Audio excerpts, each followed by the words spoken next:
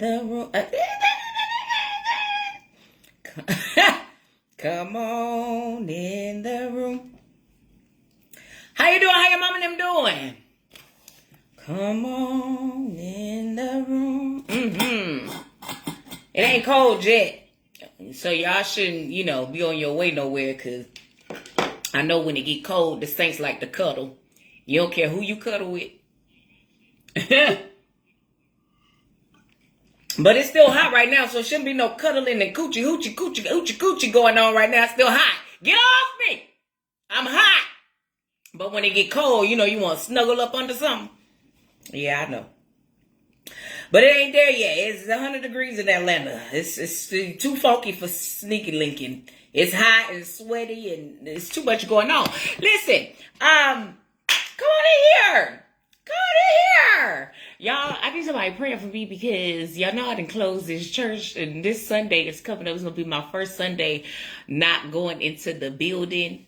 Y'all pray for your girl. The prayers of the righteous availeth much, and I'm probably going to have a whole wig meltdown. I won't just be pulling and snatching. That's why I got the hat on now. Wig just not done, because for 4 years I've been in this routine of church. And now... And no, ain't no liquor in here. Everybody keep asking me what I'm sipping on, because the saints like to sip.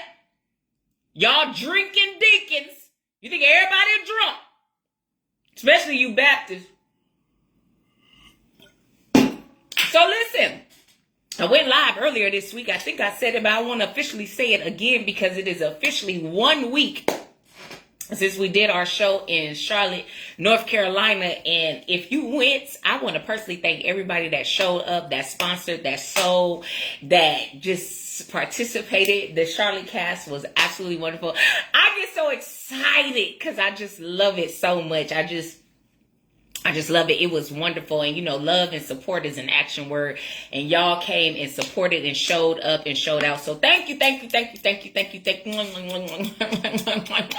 Don't get excited, because the saints be freaky. I take my kiss back if you're going to be weird. Now, if you're going to be weird, hey, don't be weird. Now, I'm giving kisses. Now, don't get freaky. I'm just saying thank you for showing up and showing, even if you didn't come and you bought a ticket or you cashed at me some money to buy a ticket or to go towards the show. Thank you. But don't get weird, because y'all be a little, you know what I'm saying? And speaking of those that sponsored and sold and show, listen, I need some money. Hey, I need some money. I need a sponsor investor. Everybody ain't broke. Now, I know the economical times we live in and the recessions, but y'all is at Christopher Michael Jackson Brown concert. Y'all done went to see Bianca twice. You don't even know them country songs. Talking about some Cowboy Carter. You don't even know the song. You spend all your rent money, the baby, what's the NBA boy? The economical state of the world is low, but y'all pay for what you want to pay for. So everybody ain't broke. So if you want to sow or sponsor or invest, I'm trying to hit the next city before the year is out. I need help. I need sponsors. Until Chick-fil-A or Walmart, Target, and KFC and all them other people we been talking, till they respond, I need y'all. I need y'all. Send some money. I need some money. I need some money. Trying to do another show. Just $100. You got $100? You got $500? $1,000? You got it. I seen you at Magic City making it rain last weekend. I saw your car. Pastor Picklehead, I seen your Cadillac in front of Magic City when I was praying for the girls. Deacon Dirty, you got an OnlyFans account. You can give me some money for this God ordained stage play. You got it? All right. So I need sponsors. Send me your email, because I'm going to send you a sponsor letter. But anything help. I don't care if it's $50, $500, $5,000. Just help. Hey, I need you. All right. It's enough of my church announcements. On a serious note, I really need y'all to pray for me for this Sunday, because this is the first Sunday that I will not be going into my building. I've been in a routine for 4 years. Saturdays, I shut down. I study, I pray, and I give you for the Lord so I can have a word for Sunday. And this is the first weekend. This is the first weekend I'm not going to be doing that. But I'm working on some things. You thought you're coming out the building. The Lord said, don't think because you're coming out this building, you finna get lazy and get big again. Because, you know, you be at home, you start eating. You don't big your back for you to get big again. So I'm working on some things. I got some things coming, so just stay tuned. All right, so tonight, I just want to tell somebody that's been going through something. Kai said, don't remind me. That's one of my babies, one of my newets. Listen, I'm gone. Okay? I'm sorry. Call me though. I'm still gonna be y'all pastor from the sideline. I still love you. I ain't gonna act new. I ain't gonna act brand new. You still call me, text me, inbox me, but I ain't gonna be there Sunday. I ain't gonna be there Sunday. Yeah. All right, now I came on here to talk to y'all. Because the Lord told me, I went to the gym. I go to the gym every morning at 5 o'clock. I get up at 4:30 every morning, Monday through Friday, except for Wednesday. Monday, Tuesday, I'm off Wednesday, Thursday, Friday, I'm in the gym. I get up at 4:30. And for me, that's my sanctuary. That's my time, right? So I'm in the gym this morning, and I was like, all right. What we doing? And the Lord said to me, it's all about to make sense. But it's all about to make sense. Because I was asking some questions like, you know I talk to God. I'm ignorant, okay? He know his child. The same way I hoot and holler with y'all, I'll hoot and holler with him. Hey, what's going on up there? Is somebody smoking angel dust? I think one of the angels is getting high in the background because stuff don't be working right. You know what I'm saying? So I talk to him, I talk to y'all. Okay? He know me. So I was in the sauna sweating my wig out. I was like, Lord, because this happened and that happened and this going on and this ain't happened yet. And he said, it's all about to make sense. Woo-hoo-hoo. My ability to go from a crackhead to a Christian should be studied because I just felt the Holy Ghost on that. It's all about to make sense. And he didn't just give that to me, but he gave it to me to give it to somebody else because, you know, it's been hard for a lot of people. It really has. I know we try to fake it till we make it and we try to act like we got it all together. But the truth of the matter is it's been hard for a lot of people and not just hard financially because I know people with money that's still depressed. I know people that ain't got no money and walking around here just as jolly and happy because they got the Spirit of the Lord. The joy of the Lord is my strength. And I know some people that ain't got a dime, but they got the joy of the Lord. But in the opposite, I know folks that's balling out of control, but yet they about to blow their brains out. There's been a lot of people who have been struggling.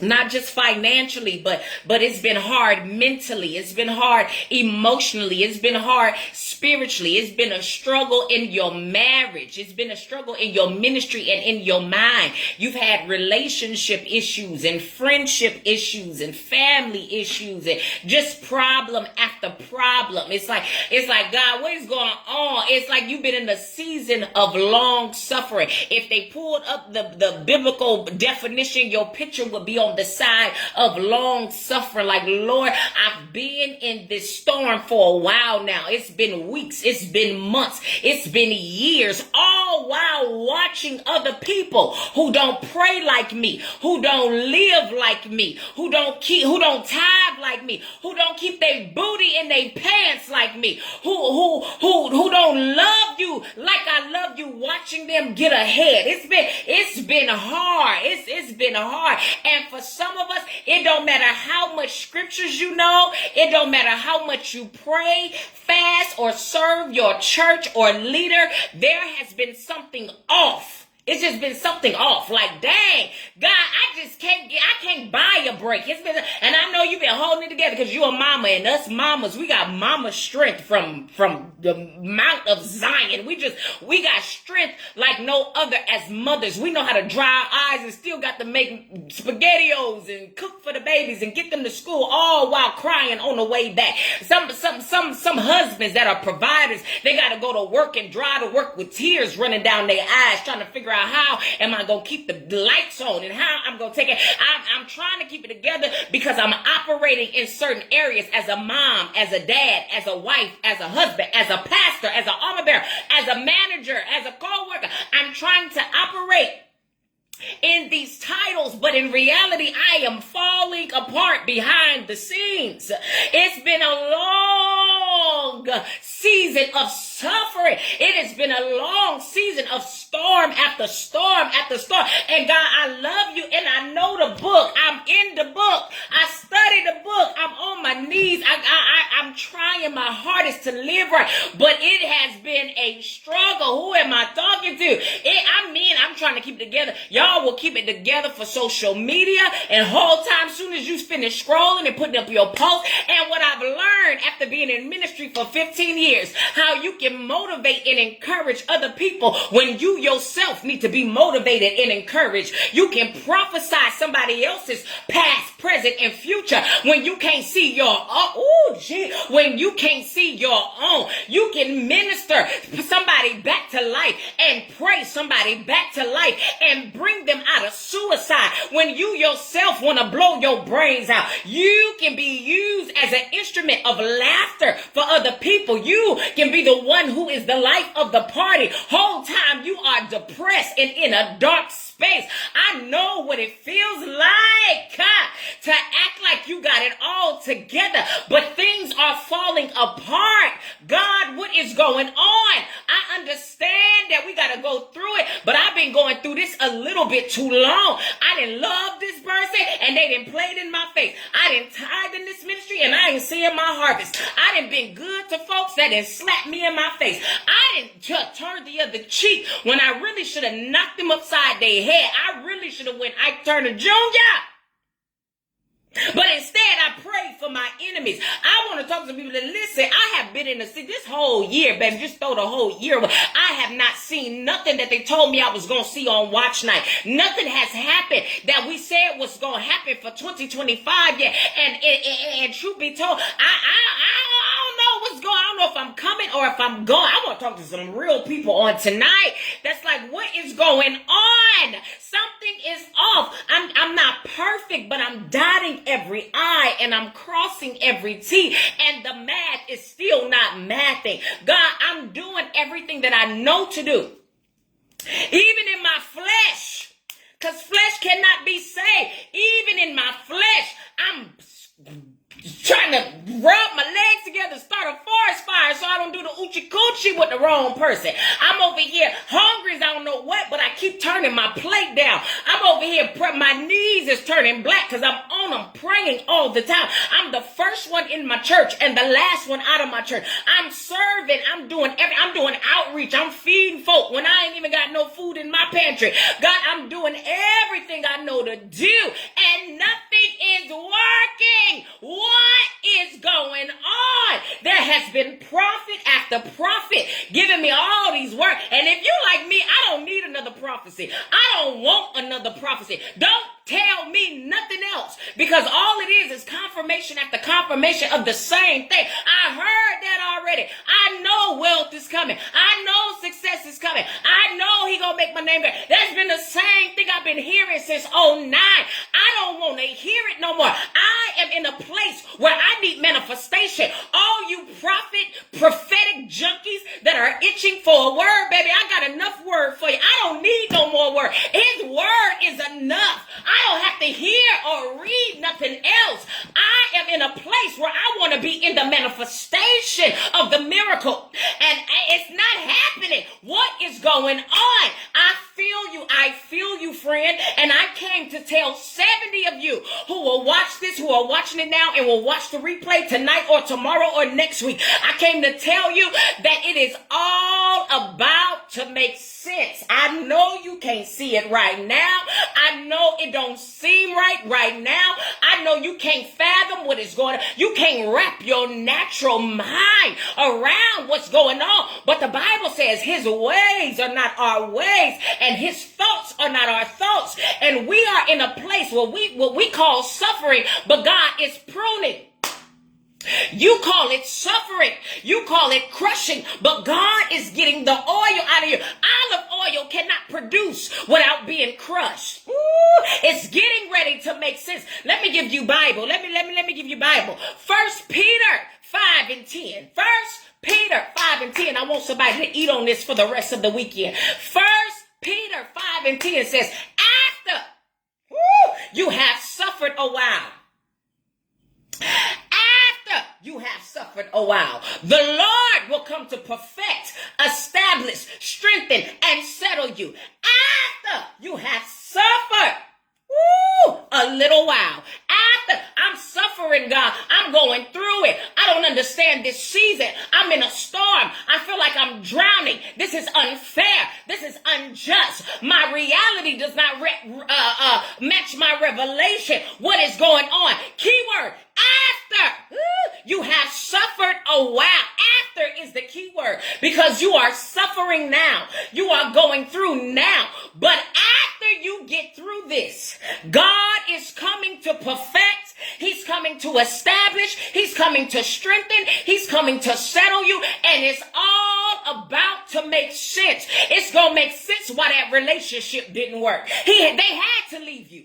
They had to act funny. They had to cheat on you because God said that ain't the one. I know you're heartbroken right now, but it's going to make sense later when you meet the ordained husband or wife that God has for you. It's all going to make sense. I know that betrayal of that friendship. You trying to figure out why would they do that? Why would they betray me? It's all getting ready to make sense because those folks couldn't eat at your table. God is not going to allow you to cast your pearls amongst the swine. That's why it hurts now. And you can't understand why your homie turned on you now. But it's all going to get ready to make sense in your latter season. It's going to make sense why that clique rejected you. You wanted to sit at tables that God was flipping over. You wanted to sit at the table. I've been guilty of it. I was so shunned and still shunned. And I could give a flying fork now. But in the beginning, my little feelings was hurt because I couldn't understand. I just like the people in the Bible?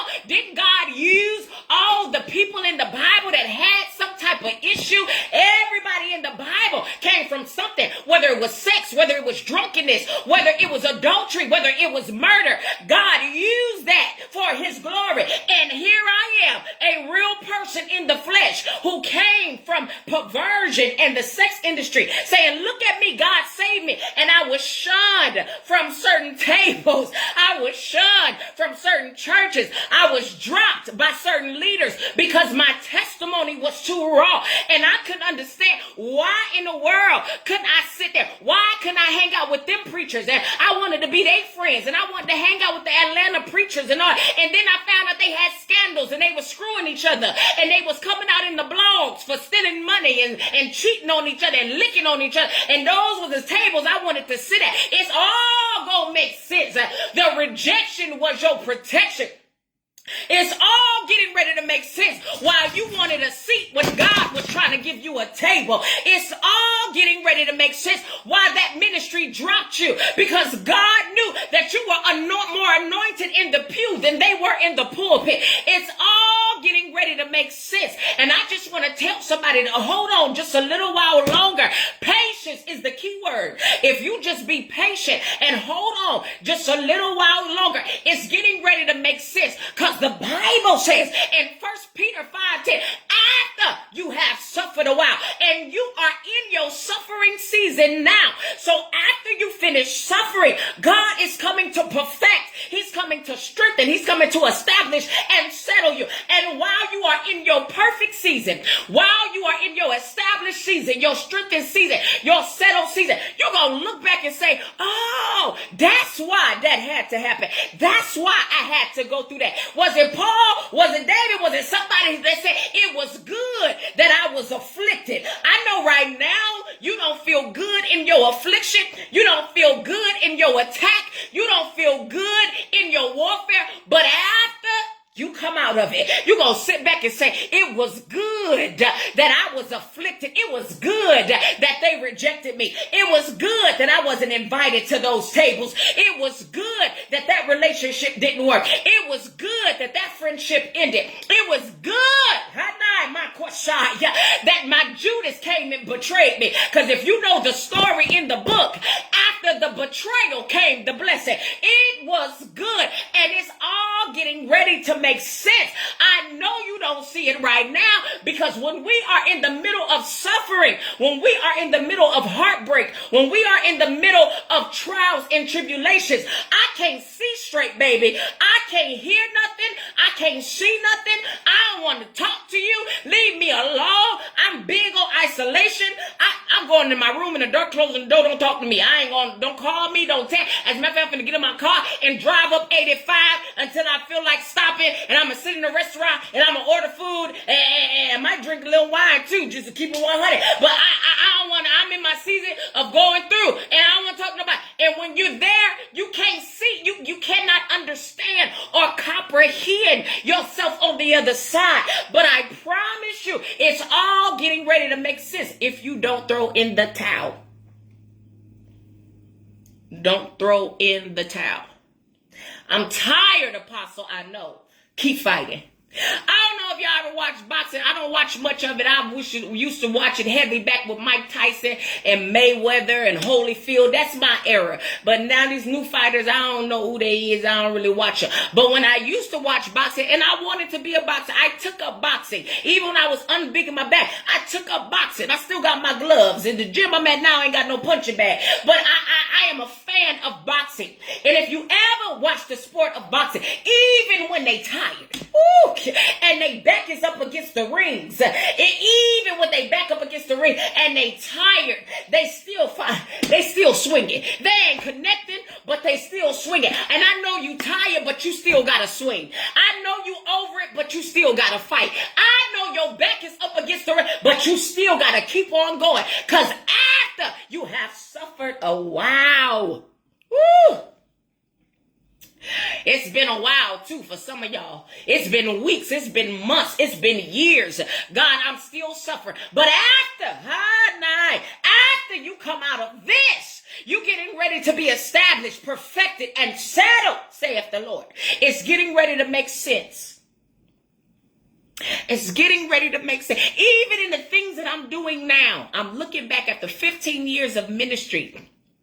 And I'm like, I really wanted to be connected to this person. And I thought me being connected to this woman of God was going to do something that drove me crazy. Being on this person's platform was going to do, they just wanted to sleep with me. Being connected to this mega pastor, he got me pregnant. Being connected, I wanted to sit at tables that Jesus wasn't even at. And at that time, I was feeling a spirit of rejection and why they don't like me and why they don't want me. Whole time I'm looking back like, oh, that's what you didn't want me to be associated with. Here I am crying because they rejected me the whole time. God is protecting me. It's all getting ready to make, for those of you who are in ministry and you hungry for a platform, let God establish you, because some of these platforms are perverted.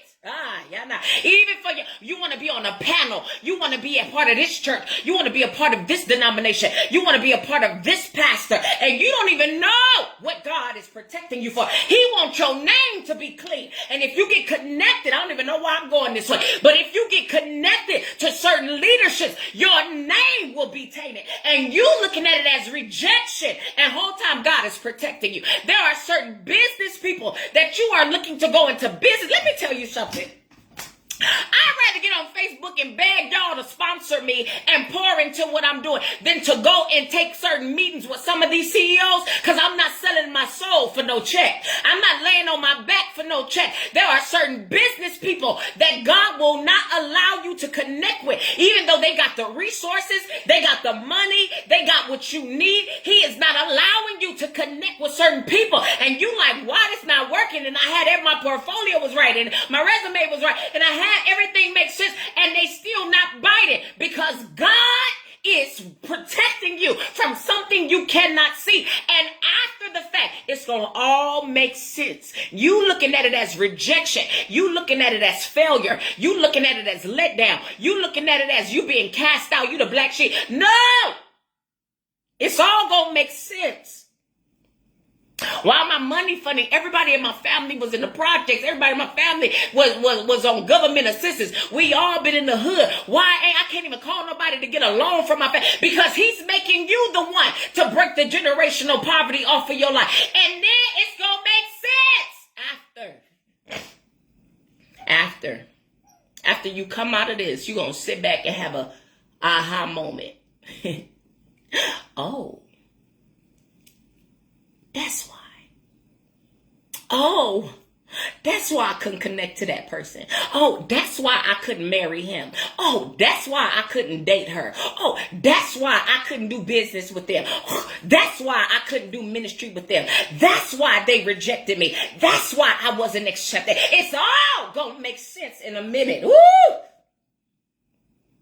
You're suffering now, but after you have suffered a little while, God is coming. And if that's you, you've been suffering, then I'm talking to you.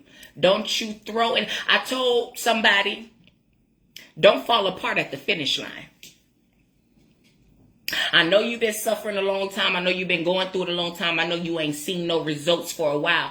But the Bible says after you have suffered a while, the Lord's coming to perfect, establish, strengthen, and settle you. A lot of us are so close to it, and right when we get there, we tap out. Don't you fall apart at the finish line. You better fight with tears running down your eyes. Lonely, by yourself, with no support from family, from friends, because your biggest support gonna come from unfamiliar faces. You over there falling apart, while my friends, they over there spending hundreds of thousands of dollars for Chris Brown and Beyonce and NBA YoungBoy, and they traveling and doing what, but they won't buy my book, but they won't support my t-shirts, but they won't support this, they won't pour into me. It's okay. It's okay. It's gonna make sense later. It's going to make sense later. It's all going to make sense. That's all I got. You're suffering now. But after you have suffered a while, oh, he coming. And when he comes, it's going to be big. As a matter of fact, the longer the suffering, I believe the greater the reward. Especially when you've been faithful in frustration. When you've been faithful in frustration, it moves heaven another way. I believe that. Those of you who have still been serving and suicidal, still been preaching in pain, still been doing business broken, I believe God is coming to blow your mind if you don't fall apart at the finish line. It's all getting ready to make sense. Even with me having to close my church, this will be the first Sunday. And I'm joking. I joke a lot in the beginning, but please keep me lifted in prayer. I've been pastoring for 4 years. I've been in a routine for 4 years. And I closed my church, and this will be the first Sunday that I'm not pastoring in my building. That's going to be hard. But I'm pretty sure it's all getting ready to make sense why he called me out of a building. It's going to make sense. Because when he told me, I said, what? That's the devil. That can't be God. In no way. But now that I moved, it's getting ready to make sense. You don't see it right now. But it's getting ready. Somebody said, Rosie said, set up for the come up. That's exactly what it is. All right, that's all I got. I'm about to go. You want to sponsor my show? I'm trying to do a show before the year's out. Come on. You got $5, $50, $100,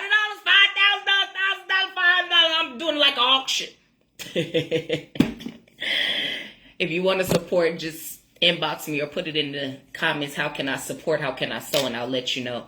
And I love y'all. Keep your eyes out. I'm working on something. There's no way that I'm closing one chapter and not getting ready to open several. I'm getting ready to do that. And I'm excited about that. Don't fall apart at the finish line. God is coming and it's getting ready to make sense. I'll holla at you later.